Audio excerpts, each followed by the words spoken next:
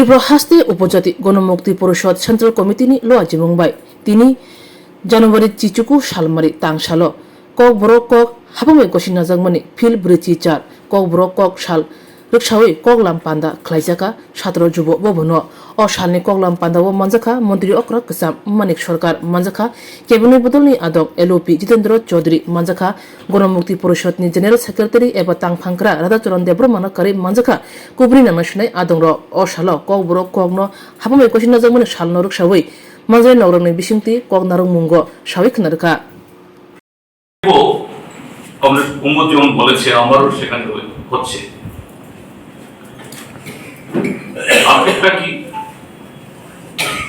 বলা হয় এই ত্রিপুরা রাজ্য 1400 বছর ত্রিপুরী তথা ককবরক ভাষী রাজাদের দ্বারা শাসিত হয়েছে,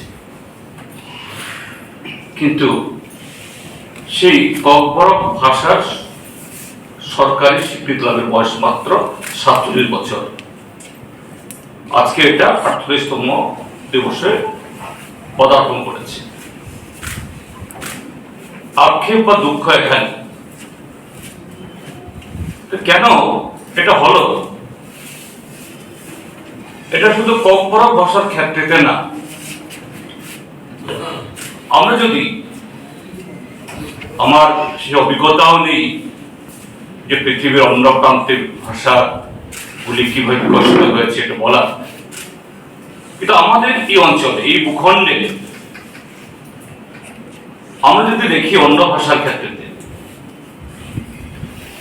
এটা ভারতবর্ষের যে অন্য যে সমস্ত প্রধান প্রধান ভাষাগুলো তার মধ্যে অনেকগুলো যে সংবিধানের 8ম তফসিল অন্তর্ভুক্ত হিসাবে স্বীকৃতি লাভ করেছে, প্রায় 22টি ভাষা, বাংলা, হিন্দি,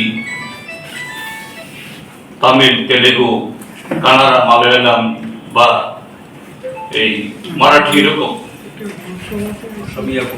অসমিয়া, বুড়ো আছে, এবং সব শেষে এদিকে মণিপুরি বা মেইতেই, সাঁওতালি, এটাও এখন 8ম তফসিলের মধ্যে অন্তর্ভুক্ত 22টির মধ্যে।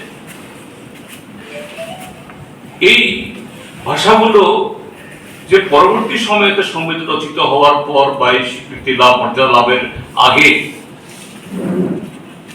কিভাবে বিকশিত হয়েছে, তখন তো সংবিধান ছিল না, বা তখন সেরকম ভাবে যে ভাষার জন্য এরকম ভাবে এখানে যেরকম ধরনের আন্দোলন গুলা হচ্ছে হয়তো হয়েছে, কিন্তু সেরকম ভাবে করতে হয়েছে বলে সেরকম আমাদের জানা নেই। কিন্তু এগুলোর যে অস্তিত্ব বা এগুলোর সেভাবে প্রসারিত হয়েছে, সমৃদ্ধ হয়েছে কিভাবে, আমাদের এই সমাজ বিকাশের ধারা, যে সেই দাস ব্যবস্থা থেকে শুরু করে তার পরবর্তী সময়তে সংযত অবস্থা, গণতান্ত্রিক অবস্থা বা বর্তমান বুর্জোয়া গণতন্ত্র ইত্যাদি, যে বিভিন্নভাবে বিবর্তিত হয়েছে, সেখানে অর্থনৈতিক দিক থেকে সেখানে নানা বিরোধ বা নানা ধরনের সংঘাত থাকলেও এই সমাজ বিকাশে, যে এই সমাজ বিকাশের দ্বারা বিভিন্ন স্তরে যারা নেতৃত্ব দিয়েছেন তারা সদর্থক ভূমিকা নিয়েছিলেন বলেই সেই ভাষাগুলো বিকশিত হয়েছে। এই তিক্ত অভিজ্ঞতা থেকে আমাদের এই শিক্ষাটা হচ্ছে। তাহলে এর জন্য দায়িত্বকে ঋষিরা পেয়ে চালাচ্ছে তীব্রতা, এরাই সাহায্য করছে দেশের নির্বাচনে। এই বিজেপি সরকারটাকে টিকে থাকতে না হলে পরে তো উপজাতি ভোটারদেরকে যদি তারা বিভ্রান্ত করতে না পারতেন তাহলে এই সরকার আসতে পারবে না। তাহলে এই জায়গায় দাঁড়িয়ে দেখবেন কয়েক মাস পরে পরেই নতুন স্লোগান আমদানি হচ্ছে, যখন দেখছে এটা আর জনগণের দৃষ্টি আকর্ষণ করতে সেভাবে সক্ষম হচ্ছে না, তখন এটা পরিবর্তন করে একটা করে নতুন স্লোগান। এখন সর্বশেষ স্লোগান যেটা হচ্ছে সেটা হচ্ছে আপনার এই প্রমাণ হরফে এই প্রশ্নটাকে সামনে, এই স্লোগান তুলতে আমাদের কোনো আপত্তি নেই। এই দাবি তোলাটা অপরাধ না, এটা ডেমোক্রেটিক রাইটসের মধ্যেই পড়ে।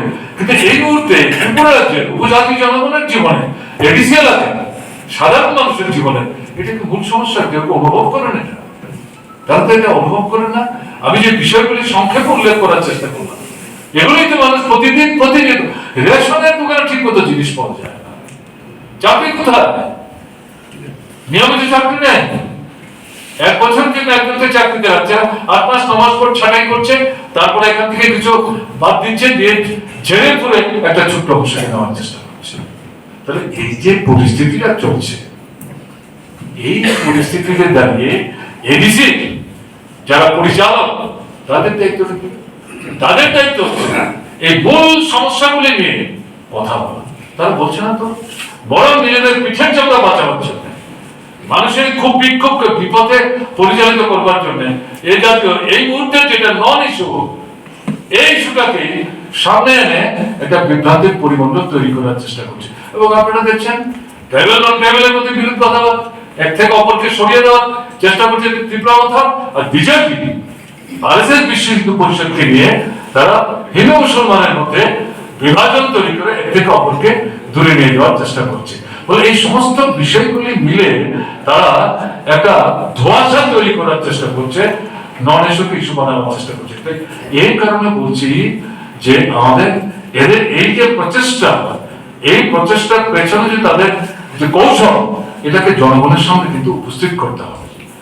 হ্যাঁ ঠিক আছে, রাজ্য যদি গ্রহণ করে উপস্থিত আপত্তি কি? আপত্তি নাই তো কিছু। কিন্তু এটাই তো এই মুহূর্তের বড় সমস্যা না। কাজে এই যে মূল বিষয়গুলো, এই বিষয়গুলো নিয়ে কিন্তু সামনের দিনে বৃহত্তর আন্দোলন আমাদের গড়ে তুলতে হবে। এবং এই সাথে এখন কি চলছে, ভোটার তালিকা সংশোধনের নামে তাদের বদল দেওয়া, যে ইলেকশন কমিশন তাকে ব্যবহার করছে। দেখছেন আপনারা, বিহার দিয়ে শুরু হয়েছে, একটার পর একটা রাজ্যে তারা এই ভোটার তালিকা সংশোধনের নাম করে সেখানে শয়ে শয়ে ভোটারদের, এবং বিশেষ করে তার মধ্যে হচ্ছে মুসলিম সংখ্যালঘু, তফসিলি অংশের মানুষ, সনদী বংশের মানুষ, যাদের উপর বিজেপি আস্থা রাখতে পারছে না, তাদের নাম ভোটার তালিকা থেকে বাদ দেওয়ার চেষ্টা করছে। সে একটা ঘটনা। আমরা ওয়ার্কিং ক্লাসের যে অধিকার ব্রিটিশের বিরুদ্ধে লড়াই করে আদায় করেছে, স্বাধীনতার উপর লড়াই করে দাবি আদায় করেছে, 29 থেকে 30টা গুরুত্বপূর্ণ গণতান্ত্রিক ট্রেড ইউনিয়ন রাইট, এর সঙ্গে অর্থনৈতিক বিষয়গুলি যুক্ত, এগুলো বাতিল করে দিয়ে তারা একটা কোড তৈরি করেছে এবং সেই কোড চালু করে দেওয়ার পদক্ষেপ তারা গ্রহণ করেছে। এর বিরুদ্ধে মানুষ কিন্তু গর্জন করার চেষ্টা করছেন। আগামী 12 ফেব্রুয়ারি সারা ভারতবর্ষে তারা ধর্মঘটের ডাক দিয়েছে শ্রমিকদের ট্রেড ইউনিয়ন, এবং তাকে সমর্থনের হাত বাড়িয়েছে কৃষকদের যে সংঘবদ্ধ মোর্চা, তারা সেখানে বলছেন আমরা তোমাদের সঙ্গে আছি। এবং এই সাথে দেখা গেল গত 18 থেকে 19 দিনের জন্য যে লোকসভার অধিবেশন হলো, সেখানে বিরোধীদের প্রায় তারা যে ইস্যুগুলো নিয়ে কথা বলতে চাইলেন, কথাই বলতে দিল না। প্রধানমন্ত্রী এবং তার পছন্দের লোকরা তারা ঠিক করতেন কোন বিষয়ে কথা হবে, তারা কথাটা বলবো, অন্যদের কথাটা বলতে দেবে। এবং সেখানে গিয়ে দেখা গেল রেগাই বাতিল করে দিল। এটা লড়াইয়ের ফসল। বামপন্থীরা যদি 63 জন এমপি নিয়ে সেদিন ডক্টর মনমোহন সিংয়ের নেতৃত্বে কংগ্রেস সরকার তৈরি করতে সাহায্য না করতেন, তাহলে কিন্তু এই রেগাই তৈরি হয় না।